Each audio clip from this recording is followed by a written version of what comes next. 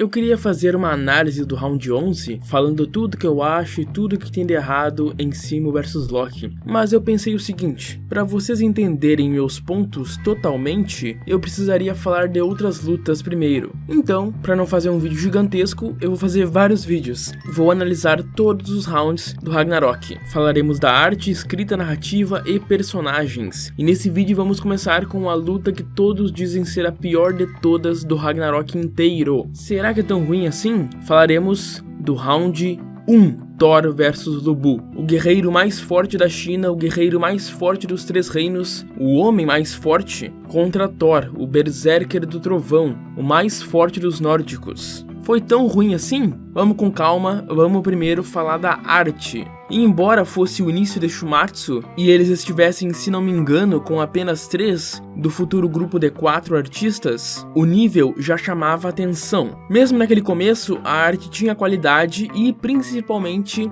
clareza, algo que em obras de luta é mais importante do que muita gente acha. As cenas de ação eram compreensíveis, dava para entender exatamente qual movimento estava sendo feito, de onde vinha o golpe, a direção da lança ou do martelo, e até o peso por trás do movimento. Isso é essencial, porque de nada adianta ter um desenho bonito se o leitor não consegue ler o movimento e entender o que está acontecendo na luta. O traço, no entanto, não era dos melhores, ou melhor, era bom, mas comparado ao que é hoje em dia, dá pra ver que evoluiu bastante. Hoje o traço é mais polido, as proporções estão mais equilibradas e o estilo visual da obra se tornou mais único. Essa mudança é algo extremamente comum na indústria. Artistas vão evoluindo conforme desenham a mesma obra por anos, e o amadurecimento artístico é inevitável. Basta comparar o Naruto e o Ichigo do capítulo 1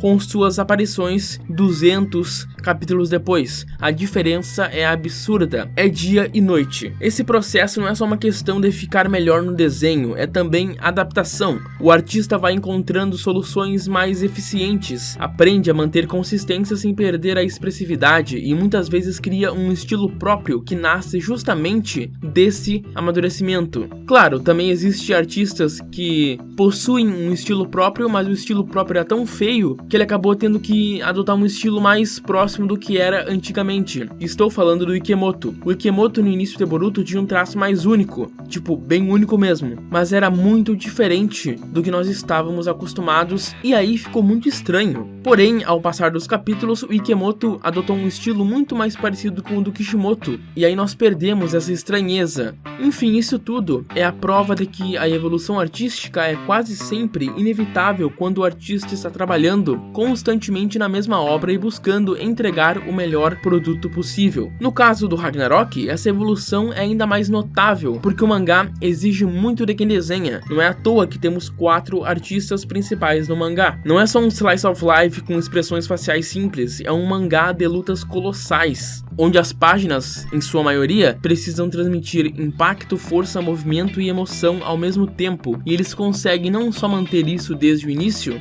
mas aprimorar de forma constante, o que é um dos maiores méritos da obra. Mas é isso que eu tenho para dizer da arte do round 1 e da arte em geral de Shumatsu. Acabei me estendendo um pouco. Agora vamos falar da narrativa. Mas o que é narrativa? Primeiro de tudo, narrativa e escrita são coisas diferentes. São similares, mas não são a mesma coisa. A diferença entre narrativa e escrita é fundamental para entender como histórias funcionam. A narrativa é, essencialmente, a história em si. Os acontecimentos, a sequência dos eventos, os personagens, suas motivações e a forma como o conflito se desenvolve até chegar a uma resolução. É o que acontece de uma obra. É o fio condutor que guia o leitor ou o espectador através dos eventos. Por exemplo, em uma luta como Lubu vs Thor, a narrativa é todo o arco do combate. A apresentação de 2 guerreiros lendários, o choque inicial que mostra que os humanos podem não apenas desafiar os deuses, como lutar contra eles e feri-los. o despertar do poder de Thor e o desfecho trágico e amargo do Lu Bu. Tudo isso compõe a narrativa, pois responde à pergunta central: o que está acontecendo e por quê? Já a escrita diz respeito à maneira como essa narrativa é transmitida ao leitor. É o como acontece. Narrativa é o que acontece e a escrita é como isso acontece. Envolve escolhas de estilo, vocabulário, ritmos, diálogos, descrições, uso de metáforas e as construções de cenas. É através da escrita que a história ganha tom, personalidade, intensidade e ritmo. No mesmo exemplo de Thor vs Lu Bu, a escrita inclui como os golpes são descritos, o alternar de planos abertos e close-ups, a sensação de impacto e os efeitos visuais ou sonoros sugeridos pelos balões e onomatopeias, que infelizmente, no caso das onomatopeias, passam batido por muita gente porque é tudo em japonês, então quem traduz acaba não traduzindo, eu não traduzo. Uma mesma narrativa pode ser contada com diferentes escritas, extraindo do leitor sensações distintas, uma mais poética, outra mais direta, ou ainda mais dramática e intensa. Em resumo, a narrativa é a essência da história, o esqueleto que sustenta os acontecimentos, enquanto a escrita é a pele e a carne, aquilo que dá vida, emoção e estilo à narrativa. Sem narrativa, a escrita seria apenas palavras soltas. Sem escrita, a narrativa seria invisível, sem forma ou expressão. E compreender essa diferença é essencial para entender uma análise e também para analisar a obra. E também permite a nós percebermos se a força de uma obra vem da história que está sendo contada ou da maneira como ela é contada. Quando Record of Ragnarok abre sua primeira luta com nosso querido Lu Bu, querido entre aspas, o guerreiro mais forte da humanidade contra Thor, o deus nórdico do trovão, a mensagem é clara: o torneio não vai começar devagar, é uma escolha que carrega peso. Estamos falando de dois personagens que representam a força pura em seu auge. Não são estrategistas, não são líderes políticos, são forças vivas do combate. Como luta de abertura, ela tem funções narrativas específicas. Estabelecer escala, mostrando que os humanos realmente podem rivalizar com deuses e que essa rivalidade será decidida no campo de batalha. Introduzir mecânicas como Volund, de forma clara e simples. Definir o tom. O torneio é brutal, sem misericórdia. Olha como o Lu Bu morreu. É, de longe, a morte mais brutal do Ragnarok. Mas o torneio também traz consigo um sentimento de respeito mútuo entre adversários dignos. E é claro, a primeira luta também tá aí para impactar o leitor com golpes absurdos logo de cara. Nesse sentido, a luta cumpre seu papel, desde o início. Vemos Lu Bu e Thor trocando golpes que destruiriam a Terra, mas aqui são apenas demonstrações do início do torneio. A abertura é o primeiro aviso de que este não é um mangá de lutas realistas, mas sim um palco para muito exagero, muita porrada e muita ação frenética, e tudo escalonado para proporções inimagináveis. Shumatsu não é feito para ser realista, ok? Mas enfim, continuando.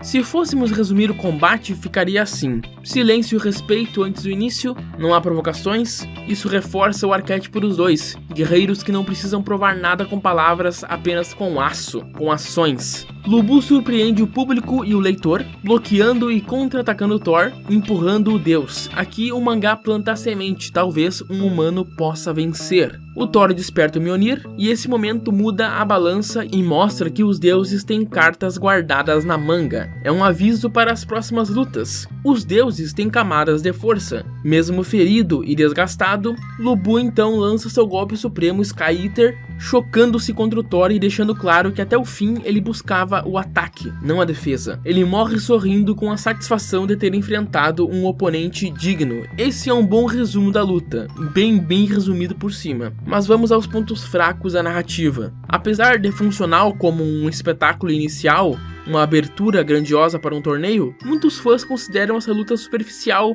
por alguns motivos. Falta de desenvolvimento emocional. Por que o Lu Bu luta? Por que ele faz o que ele faz? Tudo bem, tudo não precisa ser explicado, mas pelo menos um pouco é necessário para criarmos apego com o personagem. A mesma coisa é com um personagem muito calado. Ele não é obrigado a falar, a nós vermos o pensamento dele, porém isso é importante para criarmos apego ao personagem. Um personagem estoico, calado, que não fala, que não tem emoção, acaba passando como um cara seco, chato. Mesmo ele sendo foda, mesmo ele tendo atitudes fodonas e tudo mais, tendo aura pra caralho, foda-se. Se não temos nada com que se apegar a ele, se ele não cativa a gente, isso vai deixar a desejar na luta. É inevitável. E isso é um problema em Thor e Lu Bu. Não só em Thor e Lu Bu, mas calma que iremos falar sobre isso em algum momento. Enfim, o leitor não sente uma conexão emocional forte com a sua vitória ou derrota. Tipo, ok, ele é foda e tava lutando e é isso. É simples assim.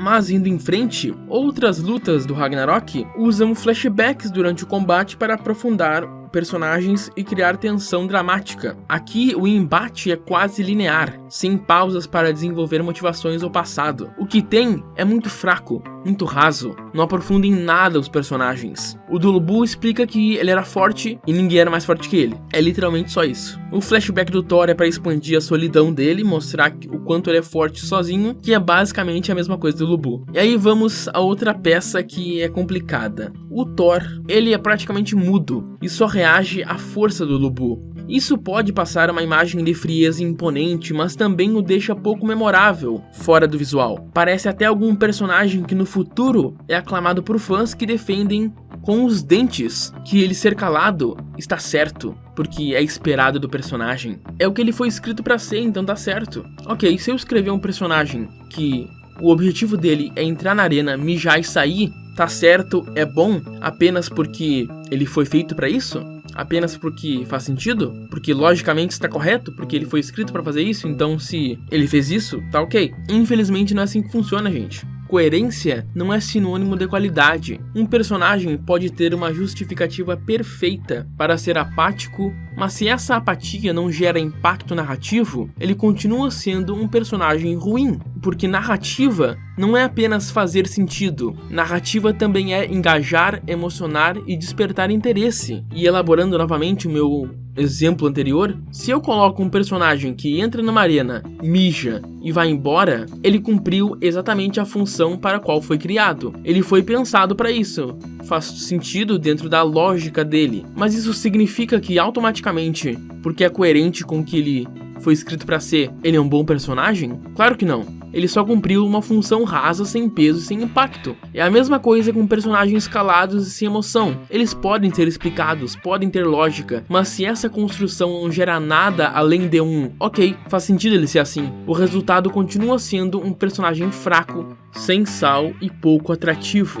E sim, na minha opinião, isso pode ser aplicado também ao Simo Häyhä do Round 11. E esse é um dos problemas de Thor e Lu Bu. Eu diria que o principal problema. Mas se me permitem falar um pouquinho bem de novo, ou melhor, explicar um pouco o que a luta representa, se olharmos além do texto literal, temos o seguinte: o humano mais forte não é invencível, e sim, o Lu Bu é chamado de o humano mais forte. Ele pode desafiar os céus, mas não vencê-los. A honra está na luta, não no resultado. O Lu Bu morre feliz por ter encontrado um adversário que o fez usar tudo. O respeito entre inimigos é central. O Thor não comemora a vitória, ele não humilha, apenas reconhece o valor de quem caiu. E como que poderíamos melhorar a parte ruim da luta? Como dar mais profundidade e impacto? Os flashbacks. Mostrar o Lu Bu mostrando a sua insatisfação com o mundo humano. A busca eterna por um oponente que valesse a pena. Se pegarmos, por exemplo, o flashback dele que tem no seu spin-off, já ajudaria bastante, mesmo que só um resumo dele.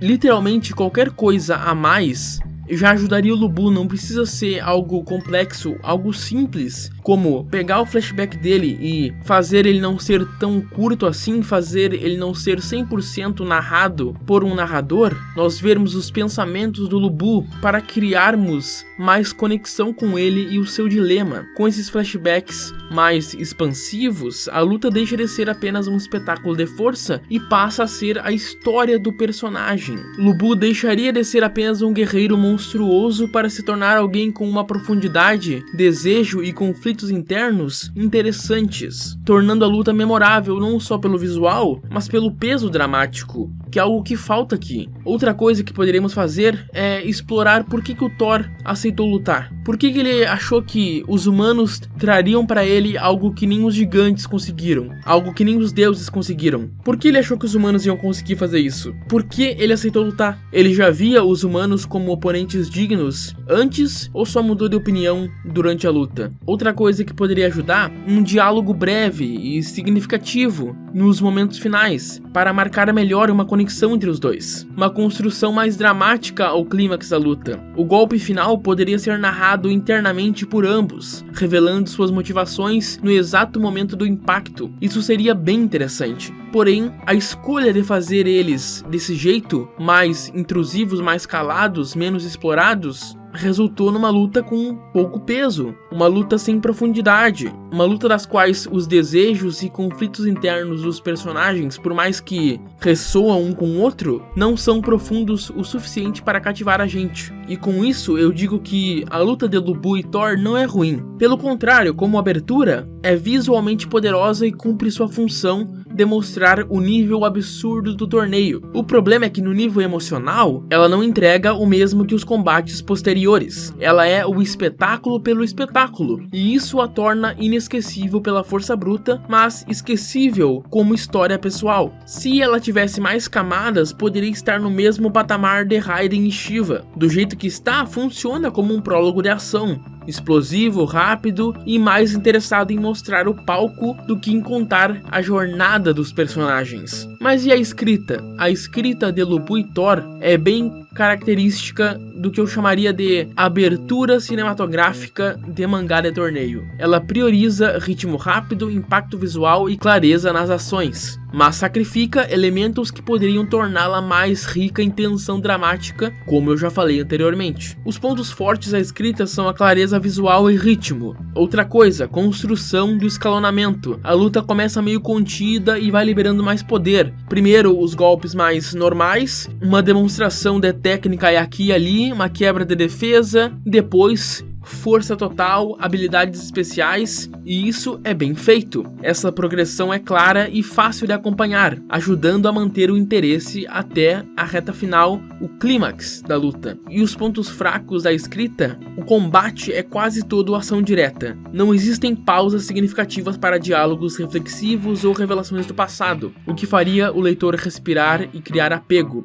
Isso torna o texto funcional para mostrar a força dos personagens, mas raso para criar envolvimento emocional. Uma boa luta pode contar quem é o personagem pelo jeito que ele luta. Aqui, Lu Bu e Thor lutam de maneira parecida, força bruta e golpes retos. O Lu Bu usa um pouco de técnica aqui e ali quando ele desarma o Thor, o que é bem legal, bem interessante, mas é só isso. Muitas lutas usam falas curtas, nomes de técnicas ou gritos que viram assinaturas dos personagens. Aqui, apesar de termos nomes de golpes, eles não são explorados para criar marca, são apenas jogados. Se formos comparar com outras lutas da obra, em lutas como Adão e Zeus ou Jack e Hércules, a escrita mistura ação com narrativa interna, pensamentos, lembranças, filosofia de luta que levam a algum lugar, que trazem mais e mais camadas para o personagem, que contam a história deles. Aqui, em Thor e Lu Bu, eles são tristes porque nunca encontraram um oponente à altura e é isso, só isso. Nessas lutas posteriores que mencionei, cada golpe carrega um sentido pessoal, algo que Lu Bu e Thor não tem porque os dois são quase mudos e sem conflito, além da busca pela vitória. A escrita dessa luta é como se fosse um filme do Michael Bay. É explosão, é impacto, é tudo incrível, lindo, mas se tu analisar a fundo, é raso. É visualmente impactante, mas é raso. É como se nós fôssemos comparar o arco do Majin Buu com o arco do Freeza. O arco do Freeza não tem lutas tão memoráveis quanto o arco do Majin Buu, mas se analisarmos intrinsecamente a escrita do arco inteiro do Freeza, compararmos com a do Buu, a diferença é dia e noite. O arco do Freeza, o arco do céu também, é muito mais bem escrito e bem feito do que o arco do Buu. O arco do Buu é cheio de explosão, lutas incríveis, bonitas, mas que não servem em propósito algum. E eu sinto que Thor e Lu Bu é basicamente exatamente isso, embora essa luta tenha um propósito, é claro, mas eu me refiro na parte do explosões lindas, impactantes, uma luta com uma escala bem elevada, muita energia, potência total, mas profundidade não tem muita. Aliás, eu tava editando o áudio aqui do vídeo e, após ouvir esse último trecho, eu queria fazer um adendo. Profundidade pode aumentar a qualidade de uma obra, mas não a garante. O que garante é coerência entre proposta e execução. Uma obra pode muito bem ser simples, mas boa. Demon Slayer é um exemplo disso. Direto, divertido, tecnicamente bem feito, que cumpre o que se propõe. Não se propõe para ser algo profundo ou super elaborado, mas esse é o problema. O Record of Ragnarok, ele se propõe a criar um laço muito importante, muito grande entre os personagens, criar lutas épicas, profundas, e não vemos isso aqui em Lubu vs Thor. Então, quando eu digo que mais profundidade seria melhor, porque no contexto do Ragnarok é o ideal, é o que eles fazem, é o que a obra se propõe a ser. Um combate que vai além dos personagens, um combate de ideologias, de vontades, de desejos, uma luta que transmite uma mensagem profunda. É isso que é o Ragnarok, e Lubu e Thor pecam nesse aspecto. Essa luta entrega impacto físico, clareza no quem está ganhando, uma escala grandiosa, mas não entrega conexão emocional, construção psicológica, e agora vamos falar dos personagens, que é o principal problema dessa luta. Já falei bastante deles aqui, expliquei por A mais B por que deixou a desejar, mas vamos lá. Eles não são profundos o suficiente. Eles não contam uma história. Ah, mas todas as lutas do Ragnarok precisam fazer isso? Não são obrigadas, mas se elas quiserem ser mais do que porrada sem sentido, sim, elas precisam. E eu acho que elas querem ser isso, né? Lubu é retratado como um guerreiro de força incomparável, cuja busca incessante por adversários à altura o leva a um estado de constante insatisfação. Sua vida é marcada por batalhas, traições e uma busca solitária por significado. Após conquistar inúmeros inimigos, ele se vê sem propósito, até que a oportunidade de enfrentar Thor surge, reacendendo sua chama interna. A luta contra Thor representa para Lubu a culminação da sua busca. Embora fisicamente derrotado, ele encontra satisfação no desafio apresentado, refletindo sua verdadeira motivação. Não vencer, mas ser desafiado. Esse é o personagem do Lubu. E o Thor é basicamente a mesma coisa. Ele é o deus do trovão, intenso e focado no combate, conhecido como o Berserker do Trovão. Inicialmente ele se mostra frio, indiferente e quase sem expressão, dando uma aparência estoica e distante. Parece alguém aí do Round 11, hein? E adivinha só, ambos têm esse problema. E sim, isso é um problema, como falei antes. No entanto, a verdadeira natureza do Thor se revela durante a batalha. O Thor é um fanático por combate, encontrando prazer e entusiasmo apenas em confrontos com adversários fortes ou dignos, mostrando sua alegria e sorriso máximo apenas em lutas genuínas. Apesar da sua sede de batalha, o Thor demonstra honra e esportividade, respeitando os adversários, tratando-os pelo nome e valorizando aqueles que lutam e morrem com dignidade. Ele fala pouco e mantém um ar imponente que o torna difícil de se aproximar. E como esperado, por ele ficar vivo e aparecer mais vezes durante a obra, ele acabou ganhando mais camadas. Ele mostra senso de justiça, uma certa honra, um orgulho como guerreiro, intervindo para impedir conflitos fora do âmbito da arena, reforçando seu caráter ético e valor pelo combate honrado. E embora essa última parte seja bem da hora, é algo bem legal para ele, não pode ser levado em consideração na análise da luta do round 1, pois não vimos tal coisa em um flashback, por exemplo, que poderia ter sido feito, ou até mesmo na própria luta. Enfim, chegamos à conclusão. Thor vs Lubu não é uma luta ruim, gente. Porém, para os padrões do Ragnarok, que viriam a ser estabelecidos, não é boa também. Ela deixa a desejar se comparada com as futuras lutas do Ragnarok. Ela é bem mais rasa do que as outras. A conexão emocional com os personagens é inexistente, porém, ela é um espetáculo grandioso, uma entrada épica para um torneio épico. Dois homens grandes com armas enormes batendo um no outro. Foda, aura, pra caralho, profundo. Não. Se me permitem fazer mais uma comparação com Dragon Ball, Thor vs Lubu é o Broly do Z, que poderia ser o Broly do Super, porque o do Super tem tudo que o Z tem, só que com muito mais camadas e profundidade. Minha nota para Thor vs Lubu é 5 de 10. E essa foi minha análise do round 1 Thor vs Lubu, The Record of Ragnarok, o Shumatsu no Valkyrie. Espero que vocês gostem dos próximos vídeos, das próximas análises. E é isso aí. Beijo pra vocês, se cuidem, até a próxima. Se inscrevam no canal, entrem no nosso Discord. Se possível, hypem o vídeo, ajuda pra caralho. É isso aí, valeu, muito obrigado, até a próxima.